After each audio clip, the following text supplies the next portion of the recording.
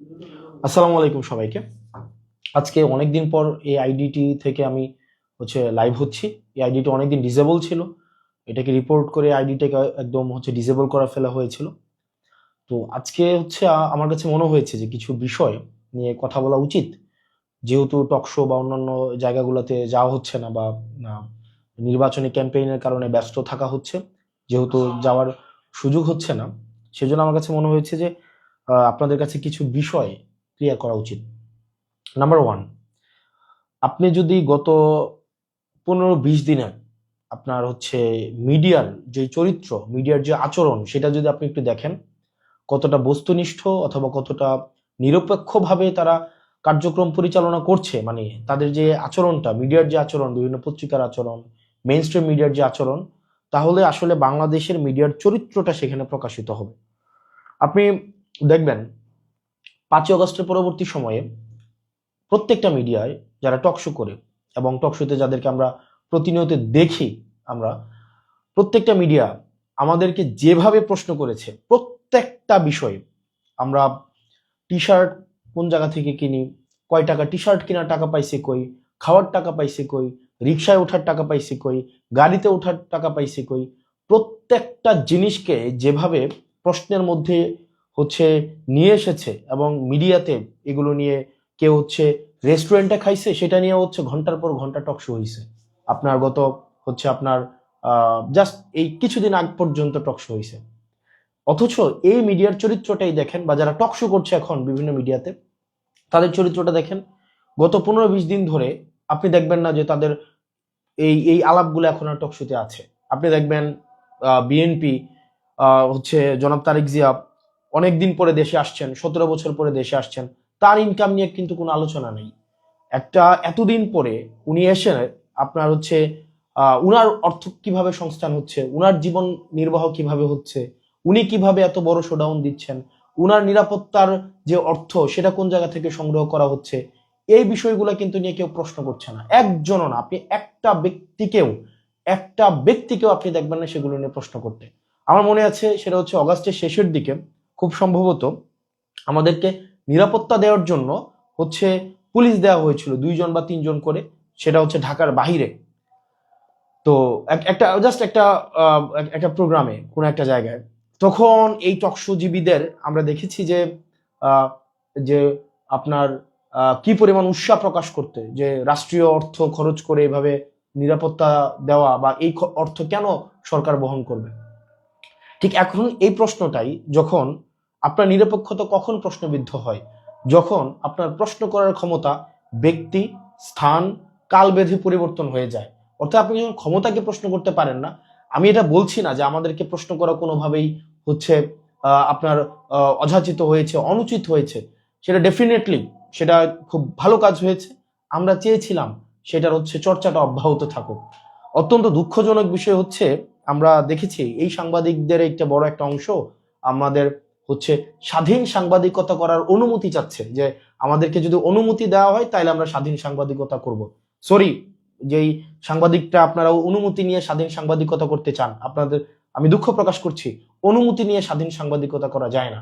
এবং আপনারা মিডিয়া যেভাবে চরিত্র হনন করেছেন, মিডিয়া যেভাবে হচ্ছে আহ এই যে জুলাইয়ের যারা সম্পৃক্ত ছিল তাদেরকে ভিলেন বানানোর চেষ্টা করা হয়েছে, তাদেরকে অপাংতেয় বানানোর চেষ্টা করা হয়েছে, তাদেরকে নানাবিধ প্রশ্নের মধ্যে জর্জরিত করে তাদেরকে যেভাবে জনবিচ্ছিন্ন করার প্রয়াস আপনারা নিয়েছিলেন, তারাই নিয়েছিল যারা আওয়ামী লীগকে বিভিন্নভাবে ফেসিলিটেট করার চেষ্টা করেছে, যারা জনাব তারেক জিয়া রহমানকে গত দীর্ঘ আহ আহ 17 বছর যারা ভারতের চর বলে আখ্যায়িত করেছে, কনস্পাইরেটর হিসেবে আখ্যায়িত করেছে, বিদেশে বসে দেশের বিরুদ্ধে ষড়যন্ত্র করে হিসেবে আখ্যায়িত করেছে, বসুন্ধরার মালিক বলেছে তারেক জিয়া বিদেশে বসে দেশের বিরুদ্ধে ষড়যন্ত্র করছে, অথচ তারাই এখন আবার তাদের আবার প্রিয় পাত্র হয়ে গিয়েছে। ম্যাগনা গ্রুপের আপনার 71 টিভির মালিককে আমরা দেখলাম যে কত স্মিত হাস্য নিয়ে একদম বুকে জড়িয়ে ধরতে। এখন আজকে আপনাদেরকে যারা এতদিন ভিলেন বানিয়েছে, যারা আপনাদের নেতাকর্মীর হত্যার বৈধতা উৎপাদন করেছে, গুম খুনের বৈধতা উৎপাদন করেছে, আগুন সন্ত্রাস হিসেবে যারা স্বীকৃতি দিয়েছে, সেই সব মিডিয়াই এখন আবার দেখা যাচ্ছে এখানে আবার এক ধরনের কাল্ট বানানোর একটা একটা প্রজেক্ট হাতে নিয়েছে।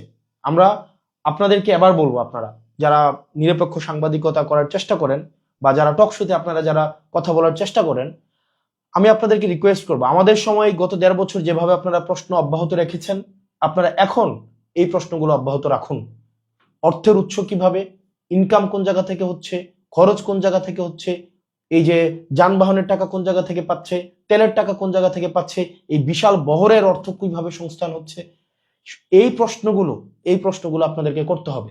এই প্রশ্নগুলো যদি না করে শুধু যদি আপনি সিলেক্টিভ কোয়েশ্চেন করেন যে এই মানুষগুলোকে আমরা প্রশ্ন করবো, এই মানুষগুলোকে আমরা প্রশ্ন করব না, তাহলে আমার কাছে মনে হয় যে নিরপেক্ষ সাংবাদিকতা প্রশ্নবিদ্ধ হয়। এবং একই সাথে সাথে আপনি দেখবেন যে গত হচ্ছে আপনার কয় তারিখ, গত ঢাকা 17 আসনে নির্বাচন পরিচালনা করার জন্য 59 জন পেশাদার সাংবাদিক যারা বিভিন্ন মেইন স্ট্রিম মিডিয়ার সাথে জড়িত, তাদেরকে হচ্ছে বিএনপির ঢাকা 17 আসন নির্বাচন পরিচালনার জন্য একটা মিডিয়া টিম করা হয়েছে। এখন প্রশ্ন হচ্ছে ওই সাংবাদিকরা যারা হচ্ছে বিভিন্ন মিডিয়ার সাথে যুক্ত, বিভিন্ন পত্রিকার সাথে যুক্ত, তারা কি সেখানে বিএনপির সাংবাদিক হিসাবে ফাংশন করবে নাকি নিরপেক্ষ সাংবাদিক হিসাবে ফাংশন করবে? এই প্রশ্নটি খুবই গুরুত্বপূর্ণ। কারণ আপনি যখন একটা পার্টির প্যাডে হচ্ছে সাংবাদিক চলে যাচ্ছে, একটা পার্টির প্যাডে সাংবাদিক হচ্ছে অন্তর্ভুক্ত হচ্ছে, সেটি আমার কাছে মনে হয় যে বস্তুনিষ্ঠতা কতটুকু হচ্ছে গণমাধ্যমের ভূমিকা থাকবে সেই বিষয়টি প্রশ্নবিদ্ধ। এবং এটা একটা মানে এটা একটা যুগান্তকারী, মানে একটা দৃষ্টান্তমূলক একটা উদাহরণ হয়ে থাকবে যে সাংবাদিকরা একটা যে কোনো একটা রাজনৈতিক দলের পেডে নির্বাচনী পরিচালনার জন্য সেখানে সম্পৃক্ত হয়। এটা সাংবাদিকদের জন্য একটা খুবই দৃষ্টান্তমূলক একটা হচ্ছে উদাহরণ হিসেবে তৈরি হয়ে থাকবে। প্রশ্নটা হচ্ছে আপনারা ওই 59 জন সাংবাদিক আপনারা যারা আছেন, তারা কি বিএনপির পাস নিয়ে আপনারা নির্বাচন পরিচালনার আপনারা অবজার্ভ করবেন নাকি হচ্ছে আপনারা ইলেকশন কমিশন থেকে আপনারা পাস নেবেন? এই বিষয়টা হচ্ছে আমাদের ক্লিয়ার হওয়া উচিত। এটা আমাদের জানার আমাদের অধিকার আছে। পরবর্তীতে গত মানে 1 সপ্তাহ ধরে যে বিষয়টি হচ্ছে আলোচিত হচ্ছে সেটা হচ্ছে ঋণ খেলাপি এবং হচ্ছে দ্বৈত নাগরিকদের মনোনয়ন দেওয়ার সম্পর্কিত। আমরা দেখেছি হরে ধরে ঋণ খেলাপিদেরকে, যেমন আসলাম চৌধুরী, উনি প্রায় 2100 কোটি টাকা 1700 কোটি টাকা ওনার ঋণ খেলাপি আছে। তারপরে হচ্ছে আব্দুল আওয়াল মিন্টু, উনার ঋণ খেলাপি আছে। বিভিন্ন জনের এরকম ঋণ খেলাপি আছে। আমার আসনের একজনের ঋণ খেলাপি আছে। একটা ব্যাংকে আছে প্রায় 88 কোটি টাকা, 88 কোটি 56 লাখ টাকা। আরেকটা ব্যাংকে আছে 39 কোটি টাকা। সব মিলিয়ে প্রায় 120 কোটি টাকা প্লাস ঋণ খেলাপি আছে। তো এই ঋণ খেলাপিদেরকে নিয়ে আসলে আপনারা কি চিন্তা করছেন? অর্থাৎ দেখেন, আপনি যখন ঋণ খেলাপিদেরকে আপনি সংসদে ঢুকাচ্ছেন, ঋণ খেলাপিদেরকে আপনি সংসদে অ্যাক্সেস দিচ্ছেন, দেখেন এখানে মানে কোনো আপনার আমাদের যেই ফেসিবাদ বিরোধী রাজনৈতিক যেই দলগুলো রয়েছে, প্রত্যেকটা রাজনৈতিক দলের একাধিক প্রার্থী রয়েছে প্রত্যেকটা আসনে।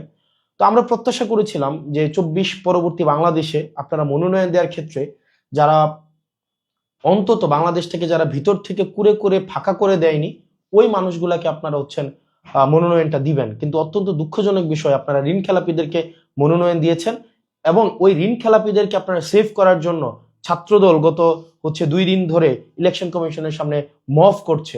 মানে ছাত্রদল যে কাজটা করছে এটাকে আপনারা মব হিসাবে দেখবেন না। মানে ছাত্রদল যেটা করছে এটাকে ঋণ খেলাপিদেরকে সেভ করার জন্য তারা এই কাজটা করছে। মানে ঋণ খেলাপি এবং ঋণ খেলাপিরা এরা কি করবে, ওদের কাছ থেকে ওরা সংসদে যাবে, সংসদে গিয়ে ওরা আইন প্রণয়ন করবে। কাদের বাঁচানোর জন্য আইন প্রণয়ন করবে? ওরা নিজেদেরকে বাঁচানোর জন্য আইন প্রণয়ন করবে। অর্থাৎ ব্যাপারটা হয়ে গিয়েছে এমন যে আমরা শিয়ালকে মুরগির নিরাপত্তার দায়িত্ব দিচ্ছি, মানে যিনি চুরি করছেন তাকে আবার আমরা হচ্ছে দায়িত্ব দিচ্ছি যেন চোর ধরে। মানে এটা প্র্যাকটিক্যাল, এটা কোনোদিনও পসিবল না। আমরা যতদিন না পর্যন্ত এই ঋণ খেলাপিদেরকে আমরা আইনের আওতায় নিয়ে না আসতে পারবো, ঋণ খেলাপিদেরকে আপনি আইন বানানোর দায়িত্ব তো আপনি কোনোভাবেই দিতে পারেন না। আমাদের বাংলাদেশটার এই যে একটা মানে ইমব্যালেন্স অফ পাওয়ার তৈরি হয়েছে, এটার কারণ হচ্ছে যারা পলিসি মেক করেছে এবং যারা পলিসি থেকে বেনিফিটেড হয়েছে তারা একটা জনগোষ্ঠী হয়ে গিয়েছে। পাওয়ার এবং হচ্ছে এখানে বিউরোক্রেসি, তারপর হচ্ছে বিজনেসম্যান এবং আইন প্রণেতা যখন একসাথে হয়ে গিয়েছে, তখন এখান থেকে হচ্ছে ফেসিবাদের হচ্ছে এখান থেকেই উৎপত্তি শুরু হয়েছে। আপনি দেখেন, যিনি ঋণ খেলাপি আপনি তাকেই হচ্ছে সংসদে পাঠাচ্ছেন আইন বানানোর জন্য। মানে এটা প্রত্যেকটা রাজনৈতিক দলের কাছ থেকে এই বিষয়ে একটা আপনাদের নীতিমালা হওয়া উচিত ছিল যে আপনারা খেলাপিদেরকে আপনারা সংসদে দেখতে চান না। এবং এই ঋণ খেলাপিরা দেশটাকে আপনি চিন্তা করেন, 17 বছর, 20 বছর, 25 বছর তারা ঋণ দেয় না, কিন্তু বিলাসী জীবনযাপন করে। এই ঋণের টাকাটা ঋণের টাকাটা কি ব্যাংকের টাকা? এটা আপনার আমার জনগণের, এটা হচ্ছে টাকা। আপনারা দেখেছেন যে এই টাকাগুলা তারা হচ্ছে এই ঋণ খেলাপিরা বিদেশে পাচার করে। এই ঋণ খেলাপিরা এই টাকাগুলো নিয়ে বিদেশে বিলাসবহুল জীবনযাপন করে, এবং বিদেশে বিলাসবহুল এই চুরির টাকা দিয়ে বিদেশে সন্তানদেরকে লেখাপড়া করায়, এবং ওরা এসে আমাদেরকে হচ্ছে বলে ব্লাডি সিটিজেন। মানে টাকা দেশ থেকে চুরি করবে, আবার হচ্ছে আমাদেরকে বলবে ব্লাডি সিটিজেন। মানে চুরি তো চুরি, তার উপরে আবার হচ্ছে সিনাজুরি। আপনার এই ঋণ খেলাপিদেরকে যদি আবার আপনারা প্রতিরোধ না করতে পারেন, এই ঋণ খেলাপিদেরকে যদি আবার আপনারা সংসদে ঢুকার হচ্ছে আপনি সুযোগ করে দেন, পথ তৈরি করে দেন, বাংলাদেশ আবার পশ্চাৎপদে একটা যাত্রা শুরু করবে। এবং এই ঋণ খেলাপিদেরকে আমাদেরকে হচ্ছে দমন করতে হবে। আপনি যারা জনগণ থেকে ঋণ নিয়ে সেই ঋণের টাকা পরিশোধ করে না, যারা একটা নির্বাচনকে স্রেফ তাদের ঋণ পরিশোধ করার উপরটা উপলক্ষ হিসেবে নেয়, এই ধরনের জনপ্রতিনিধি আমরা বাংলাদেশে দেখতে চাই না। প্রত্যেকটা ঋণ খেলাপি যারা জনগণের থেকে টাকা নিয়ে এই টাকাটা ব্যাংকে কখনোই ফেরত দেননি। আপনারা হচ্ছেন ক্লাসিফাইড লোন হয়েছে আপনাদের, রিটার্ন অফ লোন হয়েছে আপনাদের জনগণের সামনে আপনাদের প্রতিনিধি হওয়ার কোনো ধরনের যোগ্যতা আপনাদের নাই। মানে ইটস ভেরি সিম্পল ইকুয়েশন। আপনি টাকাই দিচ্ছেন না, আপনি জনগণের টাকা মেরে দিচ্ছেন, আবার আপনি সংসদে যাবেন জনসেবা করতে। মানে এটা তো বাই কনফ্লিক্ট অফ ইন্টারেস্ট। একটা লোকের যখন 150 কোটি টাকা ঋণ থাকে, 1500 কোটি টাকা ঋণ থাকে, সে যখন আইন প্রণয়ন করতে যাবেন, সে কখনোই ঋণ খেলাপিদের প্রতি স্ট্রিক্ট সে কখনোই আইন প্রণয়ন করবে না। নেভার। আপনি লিখে রাখেন, এই ঋণ খেলাপিদের ধরার জন্য কখনোই স্ট্রিক্ট কোনো আইন প্রণয়ন কখনোই করবে না, কোনো অর্থনৈতিক পরিকল্পনাই নিবে না, যাতে করে ঋণ খেলাপিরা তাদের ঋণ হচ্ছে যথাযথভাবে পরিশোধ করতে পারে। এই ঋণ খেলাপিদেরকে জনগণ অবশ্যই বর্জন করতে হবে। এবং এই ঋণ খেলাপিদেরকে নিয়ে যখন কথা বললো, দ্বৈত নাগরিকদেরকে নিয়ে যখন কথা বললো, আমার সহযোদ্ধা আসিফ মাহমুদকে বিভিন্নভাবে অনলাইনে হেনস্থা করা হচ্ছে, আপনার বিভিন্নভাবে বিভিন্ন রাজনৈতিক দল থেকে হেনস্থা করা হচ্ছে। আপনারা আমাদেরকে কমেন্ট সেকশনে, আমি আজকে পর্যন্ত এই মুহূর্ত পর্যন্ত আমি কখনোই কমেন্ট সেকশন অফ করি নাই, নেভার, কখনোই কমেন্ট সেকশন অফ করি নাই। এটা আমার সহনশীলতা এবং পরমত সহিষ্ণুতার পরিচয়। আজকে পর্যন্ত আপনি আমাকে যত গালি দিয়েছেন, এখানে প্রত্যেক দিন আপনারা যত ইচ্ছা আমাকে গালি দিতে পেরেছেন, আমি কখনোই সেটা রিপ্লাইও করি নাই, এবং সেটাকে আমি কখনো ব্লকও করি নাই, এবং আমি আমার কমেন্ট সেকশনকে কখনোই আমি অফও করি নাই। আমি সেই পরমত সহিষ্ণুতা আপনাদেরকে দেখিয়েছি। আপনি যত ইচ্ছা গালি দিতে পারেন, আপনি যত ইচ্ছা আমাকে যা ইচ্ছা নেতিবাচক বলতে পারেন, কিন্তু দিন শেষে যেটা সত্য, সেই সত্যটা আমরা বলবোই। কারণ বাংলাদেশের কেউ আমাদের কাছে 100 টাকাও আমাদের কাছে পাবে না। কেউ বলতে পারবে না যে আমাদের কাছে 100 টাকা ঋণ পায়। কেউ বলতে পারবে না যে আমরা কারো কাছ থেকে হচ্ছে জনগণের টাকা মেরে দিয়েছি। একজনও বলতে পারবে না। যারা জনগণের টাকা মেরে দিয়েছে, যারা জনগণের টাকা দিয়ে বিদেশে বিলাসী জীবনযাপন করে, তাদের সন্তানদেরকে নিরাপদে জনগণের টাকা দিয়ে বিদেশে পড়াশোনা করায়, তারা দেশে এসে আবার হচ্ছে এখানে জমিদারি খাটাবে, এই বাংলাদেশ আমরা আর দেখতে চাই না। নেভার। এই বাংলাদেশ আমরা কখনোই দেখতে চাই না। ঋণ খেলাপিদেরকে কোনোভাবেই আমরা সংসদে আবার ঢুকতে দিব না। নেভার, কোনোভাবেই আমরা সংসদে ঢুকতে দিব না। যারা মানে লজ্জা হওয়া উচিত, এটা লজ্জা হওয়া উচিত। মানে যারা ঋণ খেলাপি, আপনি ভাই জনগণের টাকা দিচ্ছেন না, আপনি আবার হচ্ছে সংসদে যায় জনসেবা করবেন, আপনার তো লজ্জা থাকা উচিত। পরবর্তীতে হচ্ছে এবং সরকারকে, অন্তর্বর্তীকালীন সরকারকে এবং হচ্ছে নির্বাচন কমিশনকে এবং হচ্ছে আদালতকে এই বিষয়ে কঠোর ভূমিকা আপনাদেরকে পালন করতে হবে। কঠোর ভূমিকা পালন করতে হবে যে ঋণ খেলাপিরা যেন কোনোভাবেই আইন কানুনের ফাঁকফোকর দিয়ে কোনোভাবেই সংসদে না যেতে পারে। আপনার নির্বাচন একটা অযোগ্য একজন ব্যক্তি, যার টাকা নাই, অর্থ নাই, যে হচ্ছে জনগণের কাছে যে হচ্ছে দায়বদ্ধ, সে আসছে জনসভা করতে আমাদের। পরবর্তীতে হচ্ছে আমাদের যে যারা গতকাল আন্দোলনের মধ্য দিয়ে আপনারা সাস্টের নির্বাচনটাকে আপনারা পিছাই দিলেন, মানে এর থেকে বাজে ডিসগ্রেসফুল একটা এক্সাম্পল এই ছাত্রদল যে কাজটা করেছে, বিএনপি থেকে যে কাজটা করা হয়েছে, এর থেকে বাজে উদাহরণ আর কোনোভাবে আর তৈরি হয় না। আপনারা এই নির্বাচনকে ক্রমশ আপনাদের নির্বাচনে ভরাডুবি হয়েছে, ছাত্রদলের হয়েছে, ছাত্র শক্তির হয়েছে, কিন্তু জনগণ বা শিক্ষার্থীরা যাদেরকে বেছে নিয়েছে তারাই শিক্ষার্থীদেরকে প্রতিনিধিত্ব করবে, সিম্পল। এবং শিক্ষার্থীদেরকে আপনাদের ভোট বঞ্চিত করার কোনো অধিকার আপনাদেরকে নেই। আপনারা এই নির্বাচন কমিশনের সামনে আপনারা হচ্ছে একটা মব ক্রিয়েট করেছেন according to your language, according to the language you are constantly using যে মব। আপনারা গণতান্ত্রিক আন্দোলনকে বা আপনাদের এই আন্দোলনগুলোকে আপনারা হচ্ছে মব বলে আপনারা সবসময় বলেন। তো আপনাদের মবের ভাষায় আপনারা গত 2 দিন ধরে মব করলেন, মব করে হচ্ছে আপনারা আপনারা নির্বাচনটাকে হচ্ছে আপনারা বন্ধ করে দিলেন। শাস্ত্রের শিক্ষার্থীরা যাদের গার্ডস আছে, যারা হচ্ছে সত্যের পক্ষে থাকে আমরা বিশ্বাস করি, তারা রাস্তায় নেমে আসবে এবং নির্বাচনটা যেন হয় সেই ব্যবস্থা তারা নিশ্চয়ই করবে। এবং এই ধরনের হচ্ছে নির্বাচন বন্ধ করে দেওয়া আন্দোলন করে এই যে আপনি তো ভাই একটা মানে একটা খুবই একটা কনফ্লিক্টিং আপনি একটা অবস্থান নিয়েছেন। আপনি চাচ্ছেন জাতীয় নির্বাচন হোক, কোনো সমস্যা নাই, কিন্তু ছাত্র সংসদ নির্বাচন হইতে দিবেন না আপনি। মানে এটার মধ্যে তো আপনার হচ্ছে এক ধরনের কনফ্লিক্টিং একটা সিচুয়েশন। আপনি ছাত্র সংসদ নির্বাচনটা যে বন্ধ করে দিলেন, এটা খুব একটা বাজে উদাহরণ সৃষ্টি হয়েছে। এবং আমরা বলতে চাই, শেষ করে দিচ্ছি, মিডিয়াকে আমরা নিরপেক্ষ ভূমিকা আমরা দেখতে চাই। মিডিয়া যেভাবে আওয়ামী লীগকে যেভাবে কাল্ট বানিয়েছে, ঠিক একভাবে আপনি গত 20 দিনের যেই তাদের হচ্ছে মিডিয়ার যে চরিত্র, টকশোর যে টপিক চয়েস, এগুলা দেখলে আপনারা বুঝতে পারবেন যে হচ্ছে আপনার যে মিডিয়া কিভাবে আবার হচ্ছে মানে আওয়ামী স্টাইলে হচ্ছে আবার হচ্ছে বিভিন্ন জায়গায় বিভিন্নভাবে হচ্ছে আবার একটা কাল্ট বানানোর প্রজেক্টে আপনার নেমে পড়েছে। এবং ঋণ খেলাপি এবং দ্বৈত নাগরিকদেরকে, বিশেষ করে ঋণ খেলাপিদেরকে আমরা কোনোভাবে আমরা সংসদে দেখতে চাই না। এবং সাস্টের যে নির্বাচনটা বন্ধ করে দেওয়া হয়েছে, এটা খুব বাজে উদাহরণ হিসেবে তৈরি হয়ে থাকলো। এবং যারা বিশ্ববিদ্যালয়ের শিক্ষার্থী আছেন, শাস্ত্রের যারা শিক্ষার্থী আছেন, আমরা বিশ্বাস করি আপনাদের ন্যায্য অধিকার, ভোটের অধিকারের জন্য আপনারা হচ্ছেন সেটির হচ্ছে গণতান্ত্রিক প্রক্রিয়া, সেটির আপনারা প্রতিবাদ জানাবেন। এবং আমরা বিশ্বাস করি যথাসময়ে হচ্ছে নির্বাচন আপনারা আদায় করে ছাড়বেন। এভাবে ইলেকশন কমিশনকে জিম্মি করে নির্বাচন বন্ধ করে দেওয়ার যে উদাহরণ সৃষ্টি হলো, সেটার বিরুদ্ধে আমি দৃঢ়ভাবে বিশ্বাস করি শাস্ত্রের শিক্ষার্থীরা প্রতিরোধ করবে। আমি দৃঢ়ভাবে বিশ্বাস করি জনগণ এই ঋণ খেলাপিদেরকে বয়কট করবে। আমরা আবার সালমান এফ রহমানদেরকে আবার আমরা দেখতে চাই না। আমরা দেখতে চাই না যে হচ্ছে সিঙ্গাপুরে গিয়ে আবার তৃতীয় ধনী হিসাবে আজিজ খানদের মতো কোনো মানুষ।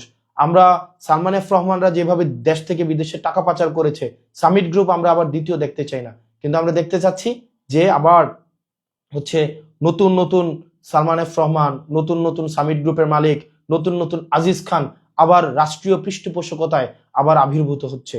তো সেই জায়গা থেকে আমরা বিশ্বাস করি জনগণ সেই জায়গায় সচেতন থাকবে এবং সেটির হচ্ছে আপনার জবাব জনগণ দিবে। এবং দিন শেষে আপনারা যারা ঋণ খেলাপিদের পক্ষ নিচ্ছেন, আপনারা আপনাদের বিবেককে প্রশ্ন করুন।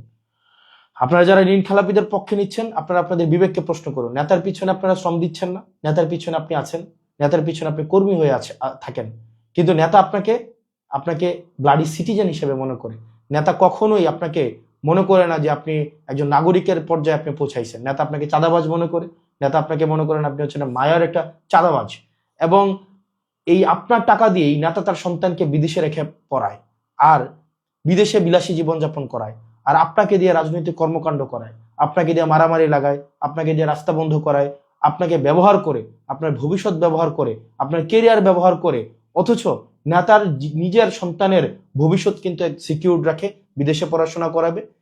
এবং আপনি নেতার পিছনে খাটবেন, নেতার পিছনে খেটে খেটে আপনি যারা ওই যে ঋণ খেলাপিদের পক্ষ নিচ্ছেন, আপনি ঠিকই নেতার পিছনে খাটবেন, নেতাকে চাটবেন, নেতার পা চাটবেন, কিন্তু চাটতে দেখবেন আপনার জিভা ক্ষয় হয়েছে, বয়স চলে গিয়েছে। এবং ওই সময়ে বাই দ্য টাইম নেতা তার সন্তানকে বিদেশে রেখে আবার বিদেশ থেকে নিয়ে এসে আপনার উপর বসাই দিবে। নেতার ছেলে আবার নেতা হয়ে যাবে, আপনি আবার নেতার ছেলের পিছনে আবার ঘুরবেন। নেতা দেখা যাবে এই যে একটা কন্টিনিউয়াস প্রসেস।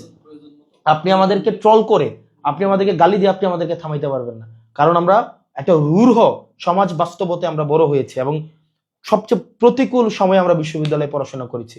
সুতরাং আপনি আপনার জায়গা থেকে মানে আপনি যতভাবে আমাদেরকে দমানোর চেষ্টা করেন সেই জায়গায় আপনি পারবেন না। নেতার পিছনে খেটে খেটে আপনি চামচাই থাকবেন এবং আপনার বিবেককে প্রশ্ন করেন। আপনি একজন ঋণ খেলাপিকে সমর্থন দেওয়ার জন্য, এটা চোর, মানে ঋণ খেলাপি শুনতে অনেক সুন্দর লাগে, এটা চোর, ব্যাংক চোর, মানে যারা ব্যাংক চোর, জনগণের টাকা চুরি করে দেয়, মানে কেউ হচ্ছে একদম সরাসরি পকেট মারি করে, আবার কেউ হচ্ছে বাড়ি থেকে টাকা চুরি করে, কেউ ব্যাংক থেকে টাকা চুরি করে, হচ্ছে কি এলিট শ্রেণীর চোর। এরা হচ্ছে চোর, এদের লজ্জা হওয়া উচিত। এই চোরগুলা ব্যাংক থেকে টাকা চুরি করে করে হচ্ছে নিজের ছেলে মেয়েদেরকে এবং পরিবারকে বিলাসী জীবনযাপন করায়। ওদের লজ্জা হওয়া উচিত এই ব্যাংক চোরদেরকে। এই ব্যাংক চোর এবং হচ্ছে এই যে জনগণের টাকা যারা চুরি করে, আপনারা যারা এদের পক্ষ নিচ্ছেন, নিজেকে একবার চিন্তা করে দেখেন তো। আপনার সন্তান কিন্তু ঠিকই প্রাইমারি স্কুলে পড়ে, আপনার ছেলেকে কিন্তু ঠিকই দুবাই গিয়ে হচ্ছে কামলা দিচ্ছে আমার বাপের মতো, আপনার ছেলে হচ্ছে ঠিকই ওমান, দুবাই, কাতার, সৌদি আরব যাচ্ছে। আপনি দেখা যায় বয়স হলে ওরে স্যার বলতে হয়। নেতার পিছনে খাটতে খাটতে চারটে চারটে জুতা শেষ হয়ে যায় এবং জিহ্বাও ক্ষয় হয়ে যায়, কিন্তু নেতার ছেলে ঠিকই আবার ঘুরে এসে আপনার নেতা হয়ে যায়। তো এই গোলামের জীবন আর কতদিন? এই মনস্তাত্ত্বিক ভাবে আর কতদিন গোলাম থাকবেন? ভাই, মনস্তাত্ত্বিক ভাবে এই গোলামি বর্জন করে আপনি আপনার জায়গা থেকে সরব হন এই চোরদের বিরুদ্ধে, এই জাতীয় চোর, এই এলিট চোরদের বিরুদ্ধে, যারা স্যুট বুট পরে, সুন্দর সুন্দর পায়জামা পরে, দামি দামি জুতা টোতা পরে, বডি স্প্রে লাগায় আমাদের সামনে আসলেই আমরা মনে করি যে সে অনেক বড় নেতা হয়ে গেছে। এগুলো আপনার আমার চুরি করা টাকা দিয়ে সে এগুলা কিনে। আপনার আমার যে টাকাগুলা, এগুলা ব্যাংকে রাখা ট্যাক্সের টাকা, সেগুলো তারা চুরি করে তারা হচ্ছে বিলাসী জীবন যাপন করে, একদম গাড়ি করে সামনে এসে একদম করে। এই চোরদের বিরুদ্ধে আমাদের প্রতিবাদ থাকতে হবে। আর এই গোলামি থেকে যদি আমরা মুক্ত না হই, গোলামির চিন্তা থেকে, আপনি চিন্তা করেন, মানে সে তো চোর, এই চোরের গোলাম হচ্ছেন আপনি। মানে আমরা যখন এই এই ঋণ খেলাপিদের পক্ষে অবস্থান নেই, একবার চিন্তা হয় না, এই টাকাগুলা দিয়েই কিন্তু আপনার সন্তানের চিকিৎসা নিশ্চিত হইতো, এই টাকাগুলাই দিয়েই কিন্তু আপনার সন্তানের শিক্ষা ব্যবস্থা নিশ্চিত হইতো, এই টাকাগুলাই দিয়েই কিন্তু আপনার অবকাঠামো নিশ্চিত হইতো। কিন্তু এই টাকাগুলাই হচ্ছে ওরা বিদেশে পাচার করে হচ্ছে ওরা হচ্ছে আপনার বেগম পাড়া বানাইছে। আপনার নেতাকে কখনোই কষ্ট করে কম দামি জামা কাপড় পরে, কখনো বিলাসবহুল জীবনযাপন করে ছুটিতে যায় থাইল্যান্ড, অস্ট্রেলিয়া, সিঙ্গাপুর, ঠিকই কিন্তু ছুটিতে ওখানে বেড়াইতে যায়। কিন্তু আপনি দেখেন, আপনার যেই কপাল এই কপালই থাকে, গোলামের কপাল। এই কারণে জাতি হিসাবে যদি মন থেকে আপনি গোলামি মুক্ত না হইতে পারেন, আপনার গোলামি যদি বিসর্জন দিতে না পারেন, আর নেতাকে এভাবে চাপতেই থাকেন, নেতার পিছনে যদি এভাবে খাটতেই থাকেন, এবং নেতাকে এই চোরের পিছনে, যারা চোর আছে কিছু, এই ঋণ খেলাপি চোর, বড় বড় চোর, এই চোরের পিছনে যদি যান জীবন দিয়ে দেন, এটা হচ্ছে আপনার মনস্তাত্ত্বিক গোলামি। এবং এটা গোলামির জীবন 100 বছর বাঁচার থেকে একদম নিজের মতো করে আত্মবিশ্বাসের সাথে 1 মিনিট বাঁচা বেশি সম্মানের। গোলামের পিছনে, চোরের পিছনে, ঋণ খেলাপিদের পিছনে 100 বছর গোলাম হয়ে বাঁচার থেকে আত্মবিশ্বাসের থাকে নিজের ইনকাম করা 100 টাকার উপরে বেঁচে থাকা, 1 মিনিট বেঁচে থাকা অনেক বেশি সম্মানের। তো জাতি হিসাবে যদি গোলাম না হইতে চান, এই চোরের পিছনে শ্রম দিতে না চান, এই ঋণ খেলাপি চোর, ব্যাংক চোরদের বিরুদ্ধে আপনারা অবস্থান নেন। ইনশাল্লাহ আমরা, জনগণ যাকে ভোট দিয়ে নির্বাচিত করুক না কেন, আমরা ঋণ খেলাপিদের জন্য পরবর্তী বাংলাদেশ আমরা হারাম করে দিব। বাংলাদেশ আর সালমান এফ রহমান হইতে আমরা দিব না। বাংলাদেশকে আজিজ খানদের হাতে আর তুলে দেওয়া হবে না। নতুন করে যারা আব্দুল আওয়াল মিন্টুদের মতো এলিট ব্রিডরা এসে আমাদেরকে যারা হচ্ছে আবার ওইখানে হচ্ছে আপনারা হচ্ছেন বর্জ্য, আমরা হচ্ছে প্রলেতারিয়েত, এইভাবে আপনি দৃষ্টিকোণ থেকে দেখবেন, আপনাদের হাতে আর বাংলাদেশ তুলে দেওয়া হবে না। সুতরাং এই ঋণ খেলাপি চোর, এই ব্যাংক চোরদের ব্যাংক ডাকাতদেরকে আপনারা হচ্ছেন প্রত্যাখ্যান করেন, আর গোলামের মানসিকতা বাদ দেন। গোলাম মানসিকভাবে আপনারা গোলামির মানসিকতা বাদ দিতে হবে। ভাই, নিজের পকেটের 100 টাকা দিয়ে একটা খারাপ বাজার করে খাওয়া অনেক বেশি সম্মানের, অনেক বেশি সম্মানের।